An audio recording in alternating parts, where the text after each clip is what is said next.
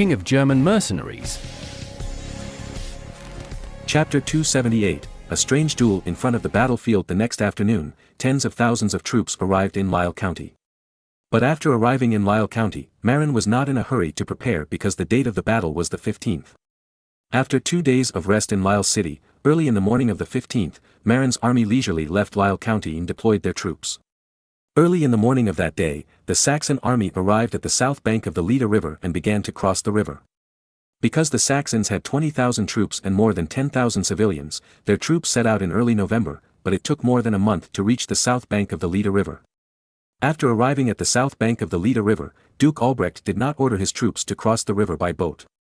Instead, he collected a large number of small boats, tied them together, and built several simple pontoon bridges before allowing the army to cross the river. Using a floating bridge is much more convenient than simply using a small boat to cross the river, and naturally more troops can pass through. When crossing the river at the beginning, the Duke of Saxony was very cautious, fearing that the cunning guy Marin would launch a sneak attack before his army had crossed the river. In fact, Marin was waiting for them all to cross the river. As soon as the other side had all crossed the river, he would also send a signal to let the 3 warships on the EMS River come over and break the pontoon bridge. In fact, the small boats that Saxon tools found on the riverside to build the pontoon bridge were deliberately placed there by Marin for the convenience of the other side. Moreover, the 3 warships could also bombard the enemy from the rear, creating great chaos. The biggest mistake of the Duke of Saxony was to agree to fight Marin on this terrain. Marin not only had the Spanish phalanx to restrain the Plate Knights, but also could allow warships to enter the Leda River and bombard the enemy's rear. You know, in a battle formation, the strongest force is definitely in the front. And in the back, most of them are new soldiers and auxiliary soldiers. Such a composition is very easy to cause chaos. If the rear is bombarded, who knows if those new soldiers and auxiliary soldiers will go crazy. Duke Albrecht of Saxony was a cunning man. He saw that it would take time for the army to cross the river, but he was afraid that Marin would play tricks on him, so he first sent his most capable knight, Mavis, yes, the unlucky guy who robbed Adler's wife, to lead a group of knights with the strongest martial arts to cross the river and perform vigilance tasks to guard against Marin's sneak attack. But in fact, the army under Marin's command sat down to rest. At the same time, this was also to show the Duke of Saxony his attitude: I will never take advantage of you. Sure enough, after seeing that Marin's 10,000 troops were sitting on the ground, Duke Albrecht of Saxony was relieved. At noon, the 20,000 Saxon troops finally crossed the river and began to line up. As for the civilians, they all stayed on the south bank. Anyway, even if they crossed the river, it would be useless. If they blew up the camp, it would attack the regular army instead. At noon, Marin did not order an attack. In fact, his Spanish phalanx was not an offensive formation at all. Because 2 trenches were dug around the battle formation. If he wanted to attack, his team had to climb the trench first. In the afternoon, after the soldiers had finished their black bread, the Duke of Saxony commanded the army to line up and prepare for the battle with Marin's army. The Duke of Saxony was also a veteran warrior. When Maximilian I was imprisoned in Ghent, he led tens of thousands of troops to rescue him. So, even though the emperor was dissatisfied with him now, he could not blame him because of the favor he had received and the huge power of the Saxon nobles. He could only watch him attack his subordinate Marin. Of course, Maximilian I also privately asked the Duke of Saxony not to kill Marin after winning, but to send Marin to the emperor, so that he could work for the emperor in peace in the future. Duke Albrecht of Saxony was more powerful. When he was arranging his troops, he was surprised to find that the soldiers on the other side did not show any panic at all, and even looked eager to fight. He immediately changed his expression, knowing that this battle would be difficult to fight. How could he know that Marin faked a miracle and fooled his 10,000 soldiers, which made the morale of the soldiers very high and regarded the 20,000 Saxon troops as nothing? The experienced Saxon tool knew that it would be very troublesome to fight against such a high morale opponent. It was even easy to capsize in the ditch. So he thought about it and came up with a way to hit the opponent's morale. Mavis, come here. The Duke of Saxony waved his hand and called over Mavis, the most capable knight under his command. Your Excellency the Duke, you called me. Well, Mavis. I order you to go to the front and challenge the opponent's warrior to a duel. What? Mavis almost thought he had misheard. This is a battlefield, not a competition arena. In fact, it was not popular for generals to duel one-on-one on the European battlefield. Because plate armor knights were popular for group charging. However, there were times when generals dueled one-on-one, but they were relatively rare. Moreover, the opponent could also refuse to duel one-on-one, because it was not customary for knights to duel one-on-one. However, the knight duel was actually just a way for one side to demoralize the other side. If one side was confident enough, it would sometimes send a strong knight to challenge. If the knight sent by the other side was defeated or refused to fight, it would demoralize the other side. Because, whether the knight of one side was defeated or refused to respond, it would be a morale-damaging thing. The Duke of Saxony trusted the brave Mavis very much. You know, Mavis loved to participate in knight tournaments. More than half of his wealth was earned through knight tournaments. Because if you win a knight tournament, you have the right to obtain the opponent's warhorse, weapons and armor. Mavis participated in hundreds of knight competitions, and only lost one or two in the early days. After serving under the Duke of Saxony, he has not lost a single game. Therefore, sending out the bull like Mavis is also to hit the morale of Marin's army. Because the Duke of Saxony found that there were very few knights in Marin's army, only a few hundred cavalrymen in black clothes on the flanks, and they did not seem to be knights in full plate armor. Therefore, the Duke of Saxony sent out Mavis because he believed that Marin could not send out knights who could fight. Once this happened, the morale of Marin's soldiers would inevitably be affected. What, the other party wants to challenge me in a one-on-one duel? Marin suspected that he had heard it wrong. When I looked closely, it turned out to be Mavis, who I had dealt with before. Marin was immediately in a dilemma. Originally, Con wanted to fight. However, Marin knew that this was a horse fight, not a foot fight. Con was invincible on foot, but on horseback, even Adler might not be able to defeat him. However, if we don't fight back, it will indeed appear cowardly and hurt morale. Our own side is small in number, and if we don't dare to fight back, it will really hurt the morale of our soldiers. Moreover, the Spanish square he deployed was not suitable for active attack, waiting for the opponent to attack first. The opponent was crazy and wanted to fight him alone, so he could only react passively. After thinking about it, Marin decided to send Con to fight. However, he did not let Con ride a horse. "Master, you want me to fight him on foot?" Con was a little surprised. "Isn't it usually a horse-to-horse fight, or a foot-to-foot fight?" "Yes, you go up and tell him that your horse is sick and you didn't bring it with you, and then fight him on foot. If he charges on horseback, you avoid his lance, and then use your long-handled mace to break his horse's legs. Isn't this against the rules? In addition to the infantry PK knights, this is against the rules, and it also hurts the horses, which is not in line with the rules between European knights. After all, horses are also very important supplies. When knights compete, they are often reluctant to hurt the opponent's horses. Because if they win, the opponent's horses will be their trophies. My words are the rules." Marin glared. Con then carried a long-handled mace and went into battle with his nose pinched. Then, the soldiers of both sides saw a strange scene. The knight Mavis sent by the Saxon army to challenge was met by an infantryman wearing plate armor carrying a strange stick. Mavis was a little stunned, and asked Con curiously, "Don't you have any knights? Why are you sending infantry to fight?" "I'm just a knight, a fucking baron. My warhorse had diarrhea last night, so I didn't bring it with me today. Boy, even if I don't ride a horse, I can beat you like a dog." Con shouted angrily, causing cheers from Marin's soldiers. "You're looking for death." Mavis was enraged by Con's words, so he pulled down his mask, raised his lance, and rushed towards Con. Chapter 279 War of Insults. Mavis came with great force, his lance raised straight at Con's neck. As long as Con's neck was broken, it would be useless even if Con was wearing a full set of plate armor. However, Con was not just a heavy infantryman, but a master who had received several years of cavalry training. So, how could he be afraid of Mavis? Moreover, standing on the ground with both feet made Con more confident than when he was riding a horse. Of course, this was in a one-on-one duel. Because, for Con who was very skilled, he could dodge the attack of a knight. If multiple knights charged, even a master like Con would be defeated. Because, if several knights charged together, it would block his dodge angle. After all, no matter how powerful a person is, he cannot go head-on with a charging plate knight. Sure enough, when Mavis charged for the first time, Con slid and easily dodged it. Mavis immediately judged that his opponent was a master. So, during the second charge, Mavis, who had great arm strength, swung his lance with one hand and made several shots in an attempt to block Con's evasive angle. Seeing that it was difficult to dodge, Con slid to the left and avoided Mavis's head-on collision. He then swung his large mace hard and smashed it at Mavis's gun. With a loud bang, Mavis almost dropped his lance, and his arm became numb and could not be used for a while. However, even if the lance did not fall out of his hand, it was no different from falling out of his hand. Because the front end of Mavis's lance was smashed by Khan's mace. This lance was basically scrapped. So Mavis returned to the battle formation and asked the Duke of Saxony for an exquisite lance made of oak treated with potions and covered with copper. This lance was used by the Duke of Saxony when he was young. It was very well made and not easy to break. When the Duke of Saxony was young, he was also a knight enthusiast and liked to compete with others.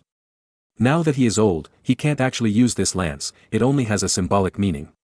Moreover, because this lance is covered with copper that is similar in color to gold, it is called the Golden Spear by the Saxons.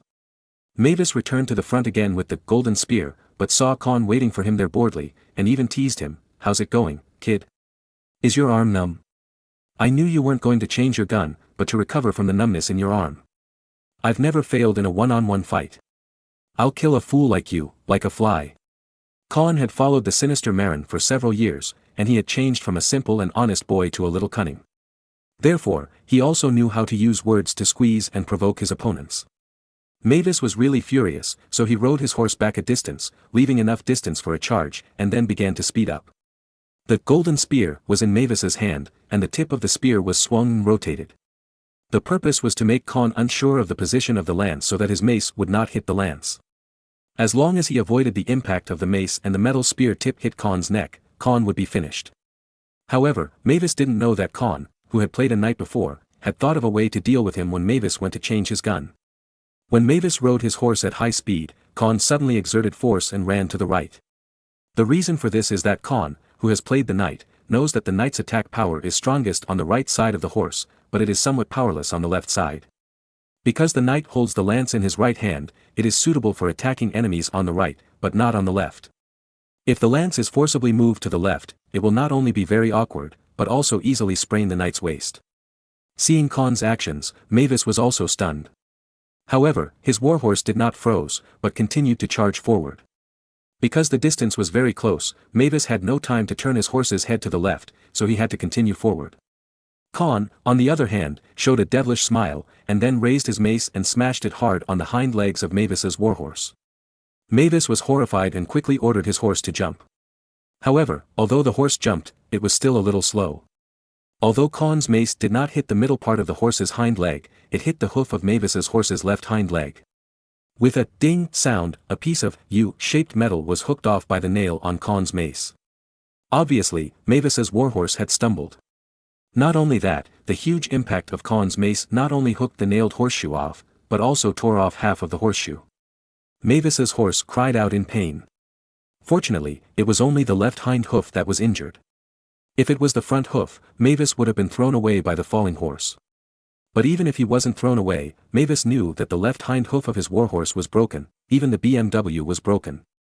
Because when Khan smashed the lower part of his warhorse's left hind hoof with his mace, his warhorse's left hind hoof was disabled. Because the hoof is the warhorse's nail. If the nail is violently peeled off, how can the horse's leg not be injured? It was fortunate that Mavis was riding a BMW. If it was an ordinary horse, it would have been paralyzed by the pain.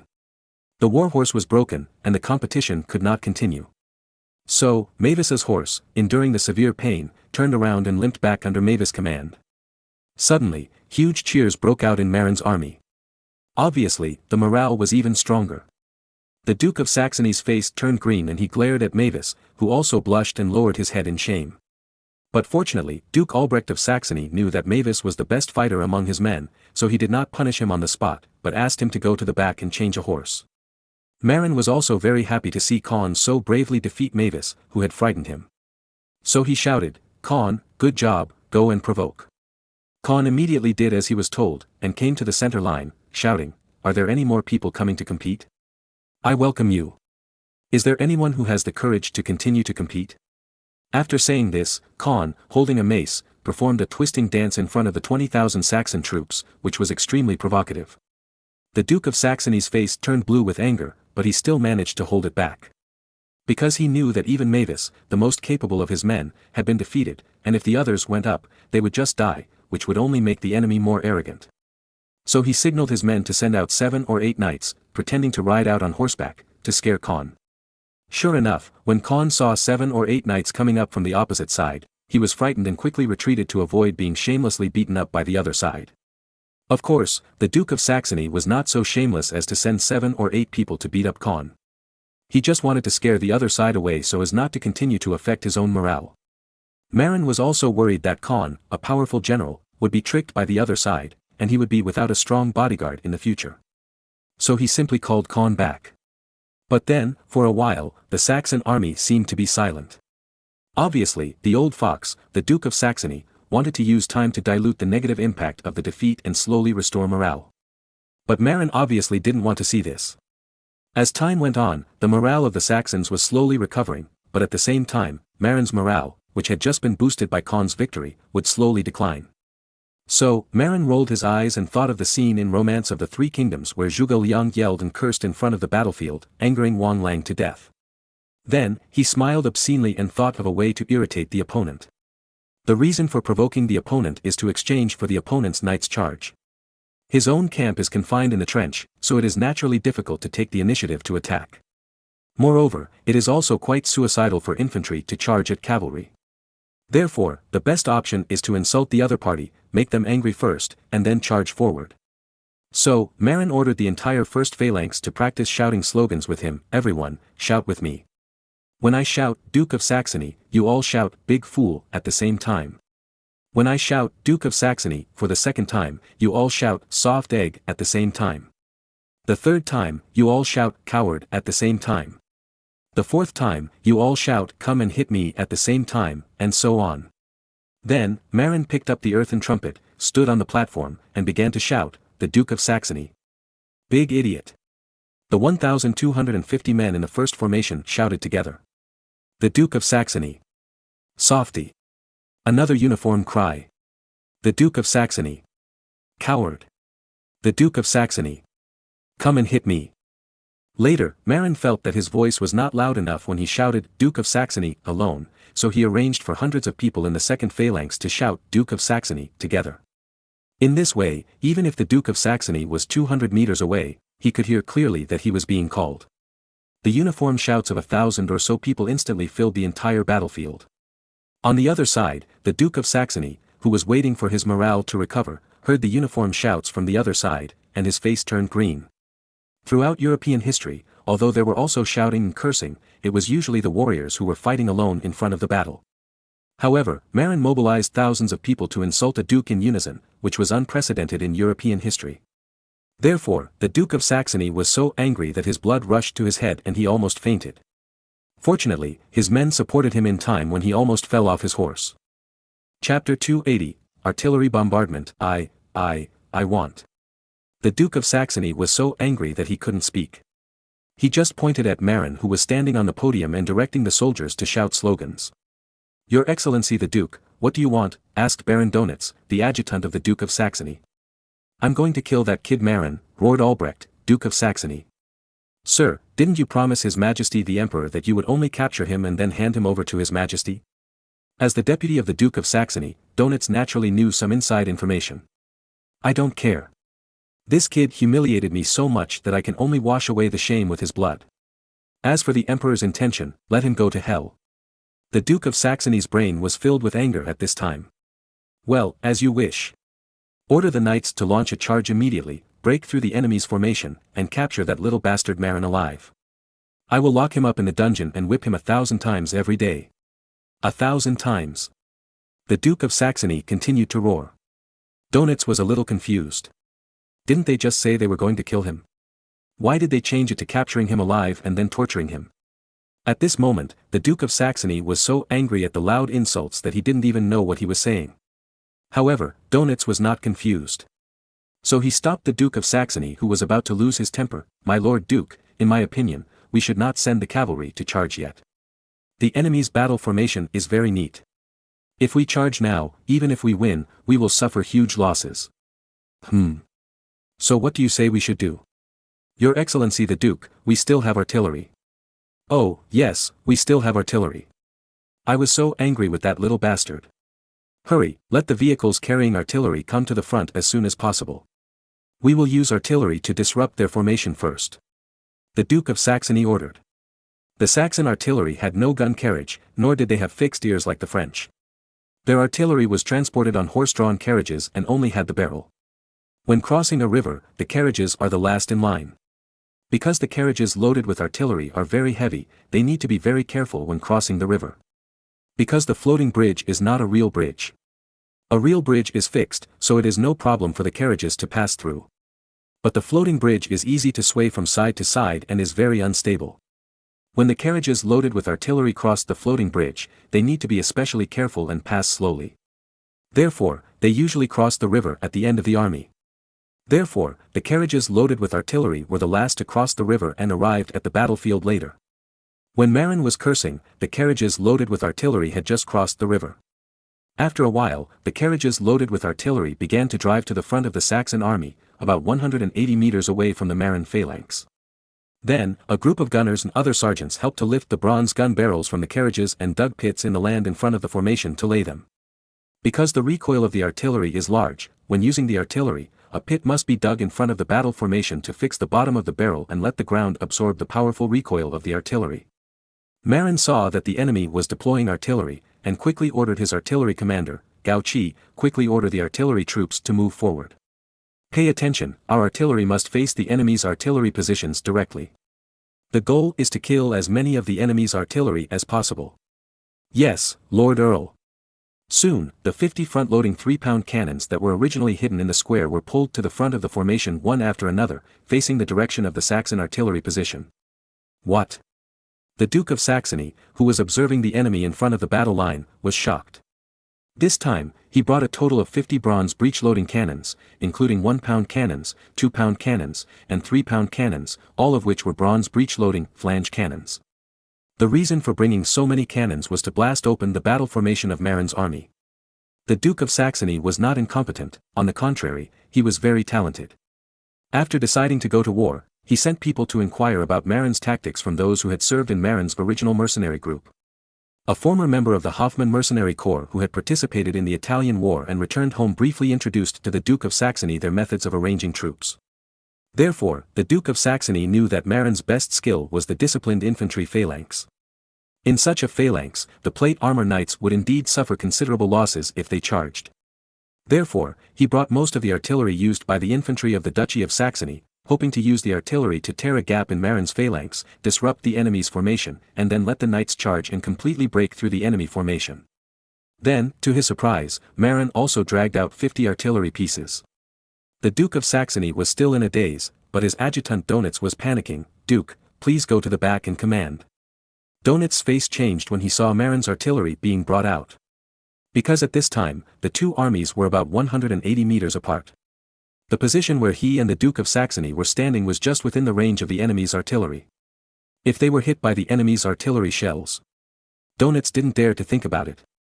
So he pulled the Duke of Saxony and wanted to retreat. Duke Albrecht of Saxony thought about it for a moment and understood what Donitz meant.